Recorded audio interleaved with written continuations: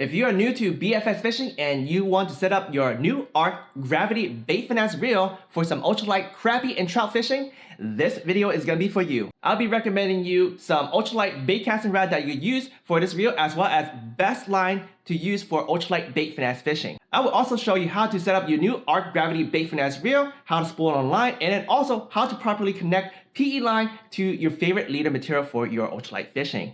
This video is brought to you by Bait Finesse Empire. Let's get the show started. Let's first start off by talking about this reel here, the ARC Gravity Bait Finesse reel. Now, when it comes to bait finesse reels, there is no standardization. When you say bait finesse reel A and B, it's really hard to compare exactly what they do. So I want to share with you, after fishing this for about 3 months, this guy here is perfect for ultralight and light tackle fishing due to its small diameter spool. This is a very light small spool weighing at 5.2 grams, and it has a diameter of 28 millimeters. This allows users to cast very, very light lures. If you spool proper amount of line on here, the reel was advertised to throw down to 0.6 gram, which is super duper light, but this video is not about super ultralight. It's mainly about ultralight fishing, or more specifically, 1 to 3 gram lure. Anything over 3 gram lures, I'd rather use a light tackle rod. The speed of this reel is 8.1 to 1 gear ratio, and it has a 28 inch per turn. And this reel here sports a nice drag clicker. It has about 11 pounds of drag. Check out the braking system right here. This is called a gravity control braking system. It's basically a dynamic magnetic braking system, and when the spool spins too fast, these magnets actually gonna go a little bit closer, so that it applies more brakes to your spool, slowing it down so that you have a very, very smooth cast. Check out the braking ring on the spool itself. You can actually change the brake setting here from Roman numeral 1, 2, and 3. Based on my experience after using this reel for about 3 months, brake numeral setting number 2 is probably what most people will use. I think about 95% of all the anglers will be using brake setting number 2. So what you want to do is take your fingers, push this spring down, and it's rotated so that the ball actually lands on the Roman numeral 2 number, just like this. Once you have configured the inner brake ring to setting number 2, Roman numeral 2 that is, you are now done with the spool. You won't be changing the setting on this ever again. And then you'll be controlling the braking system via this dial right here on the side plate. Now, note, I typically use around brake setting 40%. You can see that there's a min and a max here. And if you look up here, exactly up in between these two arrows, that is a halfway point. I find myself using this reel around this area right here. So if you are a beginner, try increasing it just a little bit more and play around with it, and you guys can fiddle whether you need to increase more or reduce a little bit more. While we're still talking about the reel, let's talk about how to set up the tension. Believe it or not, you can set the tension one time on any magnetic braking reel, and that's it. What we're gonna do is we're gonna set up this reel just like how Daiwa set up their reels with the zero adjusted tension knob, and that's basically they want your tension loose as possible, but you don't want your spool to move left and right. Not like that, okay? So the first thing you want to do is, obviously you want to loosen up your tension all the way so that you do have the left and right movement. And then from there, you want to slowly tighten your knob. And each time you tighten your tension knob, you want to wiggle your spool left and right again, and to the point where you don't have that left and right clacking motion.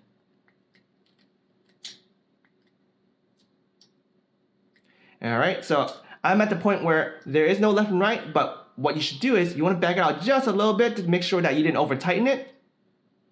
And I did over tighten it. Okay, now I found that little crack again, so I'll just tighten it back just a little bit.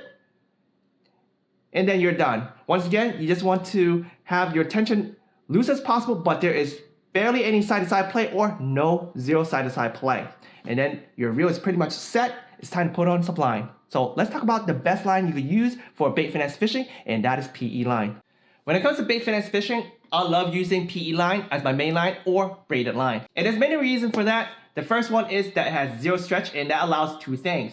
First and foremost, when you're fishing light lures and you fish slack line, it's probably one of the hardest things to detect bites. But having zero stretch allows you to feel those bites a lot easier, as it'll transmit everything up the line to the rod and to your hand.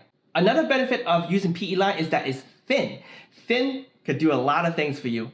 When you throw those light lures and you want to get it deep down a lot quicker, well, it could get tough if you use thicker line because there's a lot of water resistance, and it's also tough casting light lures in the air when you have thicker line. Having thin line will fly in the air And also, it'll get down deeper a lot quicker. Now, using PE line, there are definitely cons, and the one con is that they are expensive, especially the good ones. Next thing is, when you use thin braid line, although it is strong, but having zero stretch could also means that it could snap very, very easy. So you have to use some sort of leader material to protect your line. You see, if you use straight up PE line and you cast your lure and you fish in the bottom, you rub that PE line against some sort of structure and you nick it a little bit, well, that 0.6 go diameter line rating at 10 pounds may not be 10 pounds anymore, okay? Or you'd be fishing bass and bluegills and they have that sandpaper lip mouth, right? You unhook fish, right?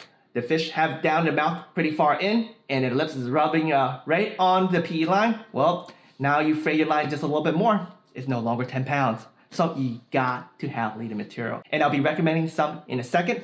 Let's continue talking about PE line. I'm gonna recommend you my favorite PE line and also the favorite size I use for ultralight fishing. And I love using line from Varivas. Varivas is a Japanese company and it provides high premium quality line, whether you use a PE line, fluoro, or mono. And I like to use their entry level. And just because I said entry level line doesn't mean it's like cheap stuff. Everything they have, entry level or not, they're premium stuff, okay? You could try their other lines too, and they're gonna be priced higher, but I found that their standard Varivas 4, which is a 4-strand carrier, it's really good. And for the ultralight fishing, I recommend using 0.6 go. This is approximately 10 pounds. When it comes to leader materials, you have way more options. You have monofilament, you have copolymer, you have fluorocarbon, okay? And you could get simply a regular line on a spool that you spool on a reels. That'll be a lot cheaper. Or you get true leader material, shock leader materials, which is a lot more expensive. They come in small spools and they're usually a lot thicker. Now, what's the difference between regular line that you put on a reel versus leader materials? Well, regular line is gonna be a lot thinner and it's gonna be a lot more supple, allowing you to spool onto spools a lot easier and it rolls out a lot easier. Leader materials, they are usually a lot thicker for the pound rating, and the reason why is they give you a little bit more abrasion resistant. So depending on your fishing, you can lean to one more than the other. Like when I fish for a lot of toothy critters or I fish in a lot of rocks, I'll probably opt for shock leader materials. Yes, it's gonna cost a lot more because you only get like a little bit in a smaller row. But for my typical fishing, open water fishing, I just get whatever my favorite fishing line is, whether it's a Varivas, Sunline, or whatnot, right? And I just get their mono, 4 pounds, and that's it, okay? And for this video, I'll be recommending the Varivas Absolute CB 4-pound monofilament. You guys could check out some other fluoro lines if you want to get fluoro leaders or fluoro lines so that it sinks faster. But a lot of times, I like to use mono primarily because I want to slow down my fall. That's the key in some of my finesse fishing is you control the fall, you control the depth, and you just catch more fish.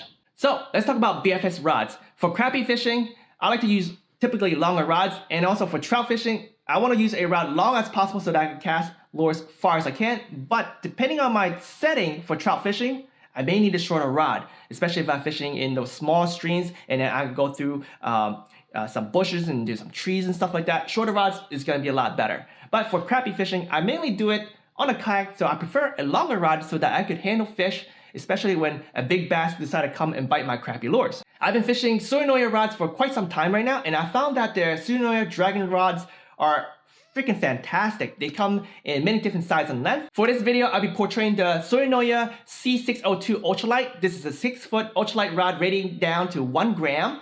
And yeah, typically for my ultralight fishing, I throw anywhere between 1 to 3 grams. Anything above 3 grams, I prefer to use a light tackle rod. The Tsurinoya Dragon also have 2 shorter models, the 5-foot 3-inch as well as a 4-foot 2-inch, and all 3 of these rods are 2 pieces. Other short notable casting rods that I use for trout fishing that Bait Finesse Empires carry would be the Tsurinoya Clever as well as Major Craft, their Trapper lineup. Alright, now that we've gone through all the basic gears, it's now time to put together the whole setup, and that is we're going to slap this reel right on the rod. Then I'm going to show you exactly how to spool on line directly onto this reel here. We're not going to use any tape, we're not going to use any backing, and we are not going to put line through those ports. That's a no-no. Let me show you how to put on PE line directly onto your spool. First thing first, take your reel, put it on your rod, and then take out the side plate, and also take out the spool. Next, what you want to do is take your PE line, and again, we are going to be using Varivas 4, and it is 0.6 go. 10 pounds, true 10 pounds. And what you want to do is take the line and feed it through your fishing rod. And if it's 2-piece, it's actually a lot easier because you don't need to put it through all the guides. So I do have a 2-piece, the Tsurinoya Dragon, and I'm just gonna put it through one guide over there, which you guys can't see. Make sure when you put your line through your guide that you're not putting it under this little horizontal bar. Make sure it goes over it.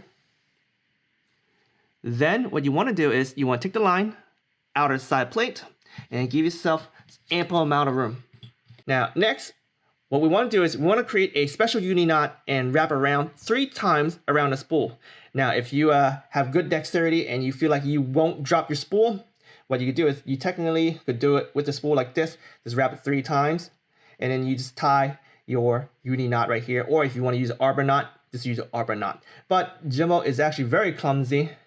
Eyes are getting old, and also with arthritis, I like to do the safe route, which is I'm going to create the knot first here. And I'm going to show you with a different line because this is so thin, it's hard for you to see. Okay, I have this mono line right now, right here, 20 pounds mono. Okay, so what you want to do is you want to take your line, okay, and your traditional uni knot will create a teardrop shape like this if you were to create a uni knot and tie it this way, right? The uni knot that I create, it's more of a specialized uni knot. So instead of tying a uni knot while you fold your line over this way, what you want to do is you want to roll up your line so that your tag end points this way rather than back to the main side. See how you create a circle? And then from here, after you create this circular loop, you just tie the uni knot. 5 wraps, okay? It's 1, 2, 3, 4, 5. Okay. Once you get that down, tighten it really, really well on your braid line. You don't need to cut the tag end yet. Then what you want to do is you want to take this, put it in here, right? Make the loop wide. And what you want to do is you twist. See that? You twist it. That's 1 wrap. And you put the spool over and under. And now here's your second wrap. And you do another twist. See? You create a second wrap. And when you put your loop back in one more time, you have 3 wraps. And then you just tighten this thing down, okay? And as you tighten this thing down, you will get that knot tighter, and just tighten it really, really good. It should not slide. So let me demonstrate very, very quick with the small, thin PE line so you guys can see exactly how it looks like. All right, as you see, I've tied that loop. I know, it's very thin, it's hard to see. That's why I tied it behind the scenes. But I'll show you the wrap one more time. Once again, I create the loop, right? Put the spool on just like that. Do a twist, okay? Then wrap it around just like that. And then you do another twist. Wrap it around this way. And from here, you cinch it down.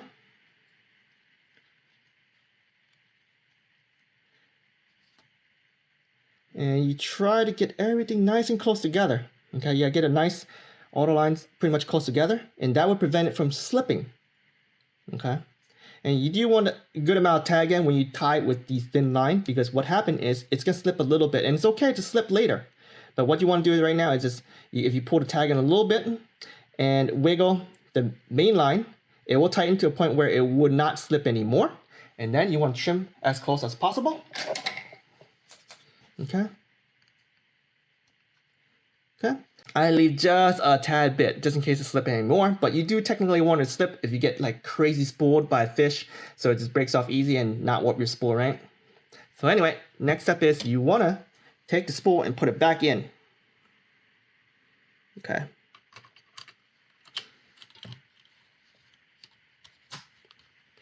Just like so. Okay. And then what you want to do is put the side plate back on. And there you go. We're about to spool on some line, and we need to limit our line to about 125 to 150 feet because you don't need too much line. You just add excess weight and you can't cast light lures easily. I like to use line counters such as this right here.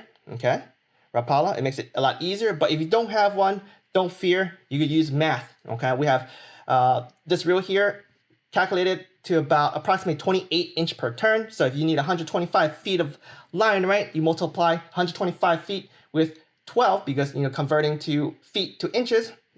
There you go. You have 1,500 inches. Then you take that, divide by 28, and see how many cranks you need. It's about 53 or so. You round up to about 55 cranks. Boom, you have yourself approximately 125 feet of line. A little bit more is fine because you like to tie knots when you use PE line. So there you go. Easy, yeah? Don't need to rely on this. You don't need to really, go exact 125 feet just because I say 125 feet, okay? But you do know your fishery better than I do. If you need more line, do use more line, okay? 125 feet has been doing me well.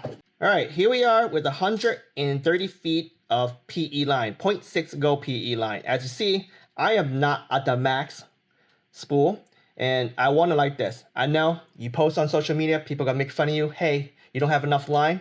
You could tell them you have enough line, and that's more than you need for ultralight fishing. You're not casting 125 feet when you cast very light lures, okay? And then are those fish that you're targeting, are they gonna run that far? Again, you know your fishery better than I do, so if you need more line, add more line, but this is more than enough. And again, keeping the amount of line here to the minimum has a lot of benefits, such as casting lighter lures a lot easier, accurate, and also because it has less line on here, the diameter is smaller, right?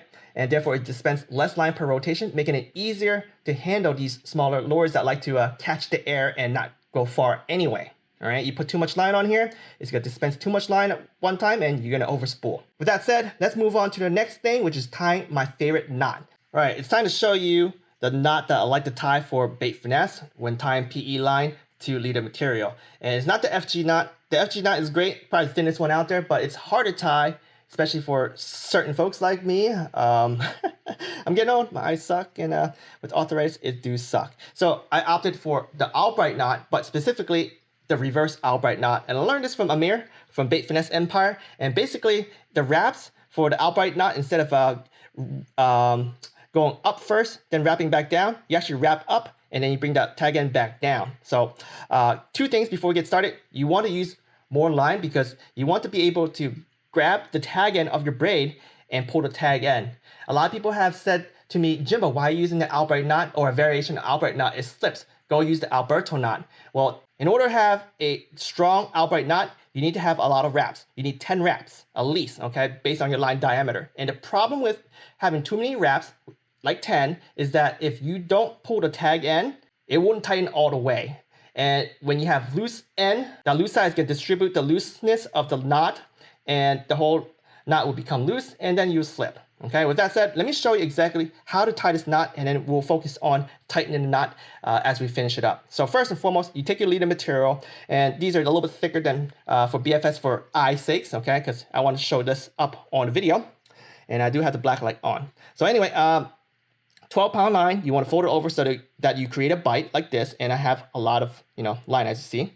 And then you want to take your leader material, you want to stick it through that bite on the top, okay? And from here, you want to pull a good amount of line. Okay, from here, you want to take your hand and hold the bite down. And instead of going to the top and wrapping back down, we are doing the reverse. So you have your left hand here holding your leader material, the bite, and then from your right hand, you have the PE line right there. And what you want to do is you want to take your thumb and index finger from one hand and wrap around the bite, the entire two line together from your leader, right? And then you want to take your other hand, other fingers, and wrap down. And you want to do this 10 times. 2, 3, 4, 5, 6, 7, 8, 9, 10. All right, so now that you got 10, you need to look at your line. You want to see exactly where the line go, and you need to go out the same way. So as I mentioned, I did 10 times around, and I need to go back a little bit and actually stick it from the under. So technically, I need to go over half a wrap, okay? And then from there, I take that and go through the same side loop, okay? Whatever your main end goes in, it could come out the same way, both direction. From here, what you want to do is grab the PE line, both end, tag end, main end, same with the leader material, and pull down slowly, and you can feather back a little bit. And when you get down close enough, like this, you should wet the line. So let me wet the line with saliva. All right, moister than an oyster. Let's go. First thing you want to do is you want to pull the main end, okay? So you pull softly, And you don't need to tighten all the way, but if you do tighten all the way, and I'll actually wrench it down just a little bit, okay, just to show you guys what I was talking about if you don't tighten the tag end. All right, so I tightened that. I did not pull the tag end, and let me zoom in for a second. See the wraps right there? That tag end right there is like spiraling around outside. That's loose. And then all the way to the left side is bulky. That is loose bunch. So if you don't pull the tag end, that loose side right there is going to distribute up here where you can see that it's clearing, becoming a little clear, the yellow braid, because it's being pulled. There's a tension right there, okay? So yeah, this loose side is going to distribute to that side, and eventually it'll be so loose that your whole leader material will slip out. So to tighten that, what you want to do is hold the main end of your leader material, okay? Because that is the side that always get the pressure, okay? And then from there, what you want to do is you want to pull the tag end. And I actually didn't put enough here. So as you see, I am having trouble doing this. Like I can't wrap it around my finger or nothing like that. So you definitely need more tag end line. But Jimbo's gonna bite the line off camera, and I'll show you how it looks like after I'm done. All right, so I tightened that one time and it got so much better. And now you have to finish it up by pulling the main line from both ends. So let's do this. And that should straighten out everything. And if you need to wear gloves, or if you need to use tools like these right here, little aluminum dowels, knotting tools, okay, see that? You can wrap it around, and it makes things so much easier. You don't need to cut your finger, especially these thin line, it will cut your finger. So you just wrap it around just like that, okay? Wrap it around just like that, and then just pull, okay? But you are using thinner line than what I'm portraying here, so don't pull too hard. Take your time. It's all about having it wet, and it's pull and leave the pressure there, okay? You don't put 20-pound pressure on it, okay? You put it to the right amount and just hold, and then that's it, okay? You do the same thing with the tag end. See, it's actually pretty easy now that I'm using this rather than my finger, and I can pull it a lot better. Oh yeah, I can see the color changing. And then one more time. You always want to finish off pulling the main line, okay? And there it goes. Now let me zoom in and show you how it looks like. Now take a look at the left. You see the left? It got a lot smaller, and it kind of turned a little translucent. You look at the line right here. When it's fluffed up, you can see that the yellow is pretty, you can't really see through it. But if you look at the line right here, pretty much everything on the very end is tightened, translucent, so therefore it should be snug really, really well. Last thing you want to do is trim the tag ends, and I'm going to trim it close as possible. Are you not confident, or are you not confident of your knots? Let me know in the comments below. But this is it. Cut it close as possible. And yes, I'm taking my time because poor Jimbo eyes. And here you go. We are now done. So there you have it, my complete guide on how to set up your new ARC gravity bait finesse reel for some ultralight crappie and trout fishing. If you have any questions, feel free to leave me a comment below. But do check out the description, as I left links to everything you get that I have portrayed in this video at Bait Finesse Empires. The fish don't wait. Get your BFS game for the spring and go slay some fish.